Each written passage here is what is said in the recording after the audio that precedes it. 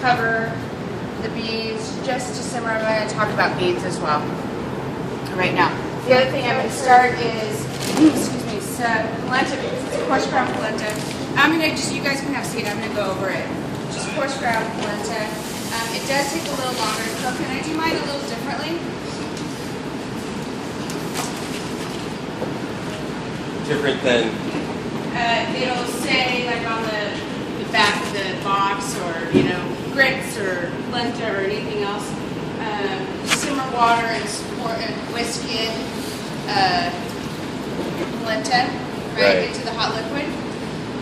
But sometimes what happens is that it tends to stick. So I start it in cold water and let it come up to simmer together, and I get nothing sticking. I don't have any lumps. Same thing goes for, like, you know, hot cereal or whatever. Mix it in cold, like I'm doing, and this one we need to keep an eyeball on, because when this fully gelatinizes, this corn product fully gelatinizes, we can end up in trouble with sticking if we're not careful. My beans are going to triple in size, and my polenta is as well. So I have pasta water in the back going. I can turn that down. I also have some veal stock reducing, which I'll have for you tomorrow. And we're going to add some more stuff and things to this one and reduce it down so we'll have a glaze. And then fairly quickly I'll throw together a little puttanesca for us. I'll grab some olives from downstairs when I go to grab the milk. So on with the show. So those things are going. Where is my? This has been on the charger all night. Fantastic. So I'm gonna talk to you about beans. Beans. Record it. We'll take care of it in editing.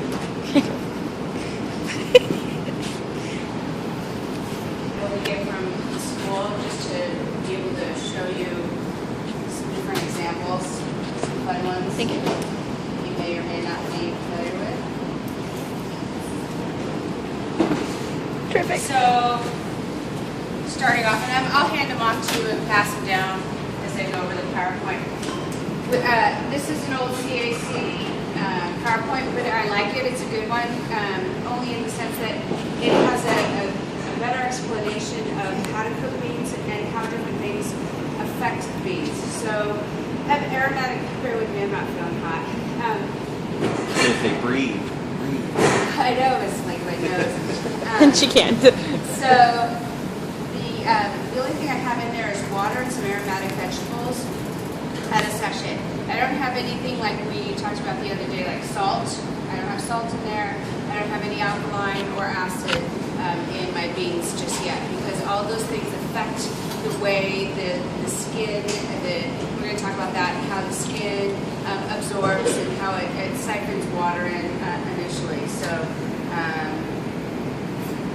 talking about some of them, third largest family of the flowering plants. These, and I'll tell you what's on the test and not on the test, but none of this stuff you have to worry about. It's informative. So, you know, actually it contains a high amount of protein.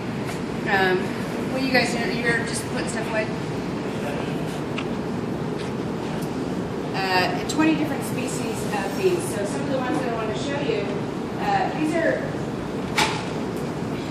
these are two different types of dried garbanzo beans, or chickpeas. This is actually one I picked up at BCC. It's a local product. So a lot of our local beans are grown in Eastern Washington, and I think it's I forget where they actually On the Palouse. There's one place that's the lentil capital of the world. It's the Palouse. Palouse? Uh-huh. And they have a lentil festival. Have you been to it? That would be so awesome. I mean, you know, I've been to the garlic festival in Gilroy, but the lentil festival? Don't tell me they don't have lentil ice cream. I don't remember. I was little. So this is a traditional dried lentil, and this is actually a local product. You can definitely tell the difference. This is local, organic, and non-GMO. This is the product that I use. I actually reconstitute the dried lentil or dried garbanzo beans to make my falafel, as opposed to using the canned garbanzo beans. There's nothing wrong with canned garbanzo beans. I always have them on hand. They're always in my pantry. Add them to, you know, pasta sauce. I add them to salads. You know, they're a great source of protein. But But these are the ones that I choose to use for making falafel, just in the sense that they are a little coarser, drier, and they're not already cooked as the ones in the can are. So the difference between the two. So we have dried. These ones are dried organic kidney beans. And what I want you to notice on these kidney beans as they come around is there's like a little white eye in the middle in their bellies. That is called the kidney. That's where it's attached to the actual pot itself. So that's initially where the water is absorbed into the dried bean. There's another red bean coming around. This one is an adzuki bean. It's an Asian varietal. Adzuki beans are generally used in Asian preparation and as fillings for like moon cakes or mochi balls or things like that, as a sweet red bean paste. And those ones are awesome sprouted as well. The majority of these can be sprouted. This one especially can be sprouted, and I like to do this. This is fun to do with kids. And so our traditional bean sprouts, the white ones that you get in your pho and that you pick up in an Asian market or that we're familiar with, the white bean sprout is actually from the mung bean. And this is a dried mung bean. The thick white one? Yeah. And those ones are easily sprouted. In sprouting, seeds and beans and, just seeds in general, like radish or nuts, right? Sprouting nuts and things like that.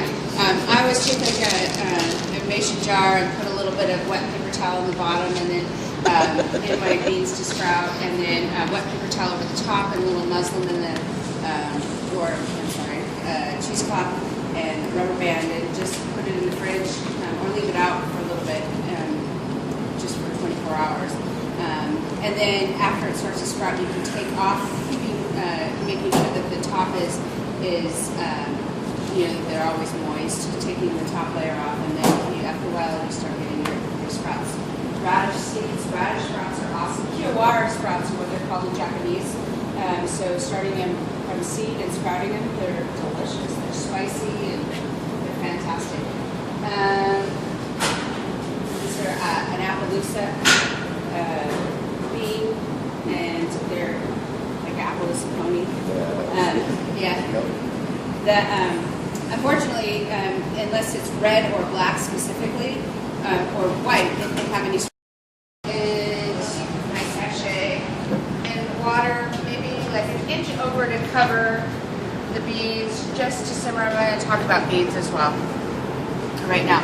The other thing I'm going to start is, polenta beans. It's a coarse ground polenta. I'm going to you guys can have a seat, I'm going to go over it. Just coarse ground polenta. It does take a little longer to cook, and I do mine a little differently. Different than? It'll say, like on the back of the box, or, grits or polenta or anything else. Simmer water and whisk in polenta right into the hot liquid. But sometimes what happens is that it tends to stick. So I started in cold water and let it come up to simmer together, and I get nothing sticking. I don't have any lumps. Same thing goes for hot cereal or whatever. Mix it in cold, like I'm doing, and this one we need to keep an eyeball on, because when this fully gelatinizes, this corn product fully gelatinizes, we can end up in trouble with sticking if we're not careful. My beans are going to triple in size. And my polenta is as well. So I have pasta water in the back going. I can turn that down. I also have some veal stock reducing, which I'll have for you tomorrow. We're going to add some more stuffy things to this one and reduce it down so we'll have a glaze. And then fairly quickly I'll throw together a little puttanesca for us. I'll grab some olives from downstairs when I go to grab the milk. So on with the show. So those things are going. Where is my... That's been on the charger all night. Fantastic. So I'm going to talk to you about beans. Beans. Record it. We'll take care of it in editing.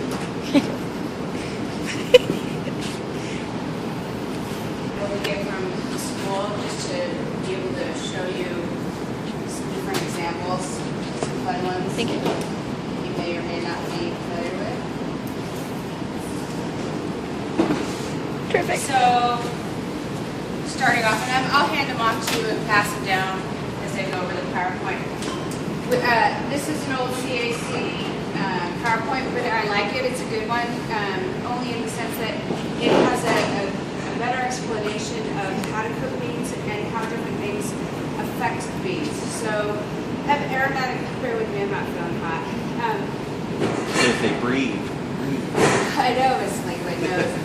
And she can't. So, the only thing I have in there is water and some aromatic vegetables at a sachet. I don't have anything like we talked about the other day, like salt. I don't have salt in there. I don't have any alkaline or acid in my beans just yet, because all of those things affect the way the skin, we're going to talk about that, how the skin absorbs and how it siphons water in initially. So, just talking about some of them, third largest family of the flowering plants. These, and I'll tell you what's on the test and not on the test, but none of this stuff you have to worry about. It's informative. So,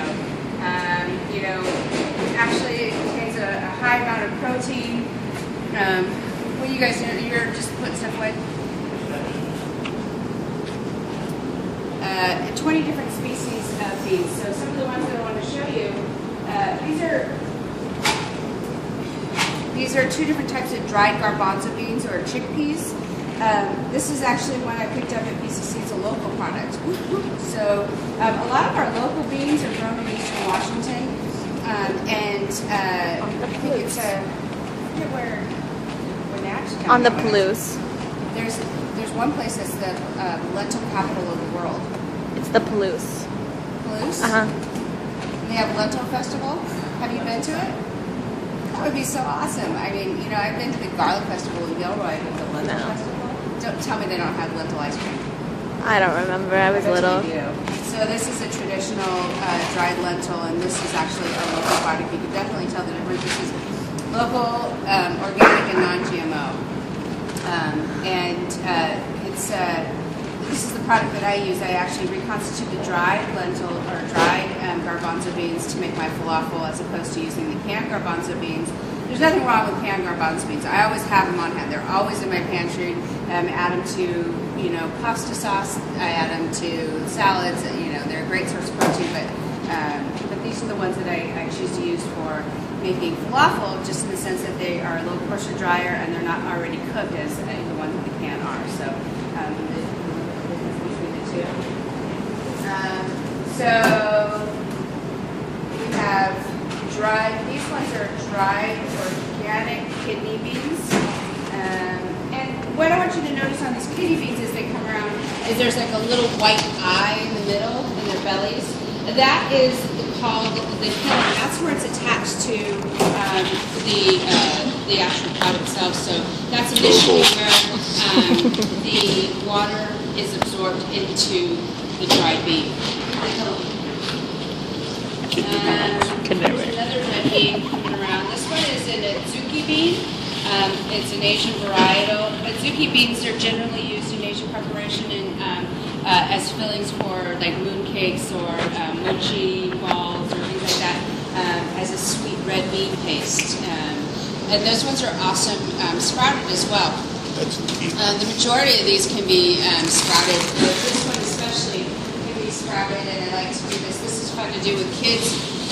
And so our traditional bean sprouts, the white ones that you get in your pho and that you pick up in an Asian market or that we're familiar with, the white bean sprout is actually from the mung bean. And this is a dried mung bean. The thick white one? Yeah. And those ones are easily sprouted. In sprouting, seeds and beans and just seeds in general, like radish or nuts, right? Sprouting nuts and things like that. I always take like a mason jar and put a little bit of wet paper towel on the bottom, and then in my beans to sprout, and then wet paper towel over the top and a little muslin in the cheesecloth and rubber band, and just put it in the fridge or leave it out for a little bit, just for 24 hours. And then after it starts to sprout, you can take off, making sure that the top is they're always moist, taking the top layer off, and then after a while you start getting your sprouts. Radish seeds, radish sprouts are awesome. Kiwara sprouts are what they're called in Japanese. So starting them from seed and sprouting them, they're delicious. They're spicy and they're fantastic. These are an Appaloosa bean, and they're like Appaloosa pony. Unfortunately, unless it's red or black specifically, or white, they have any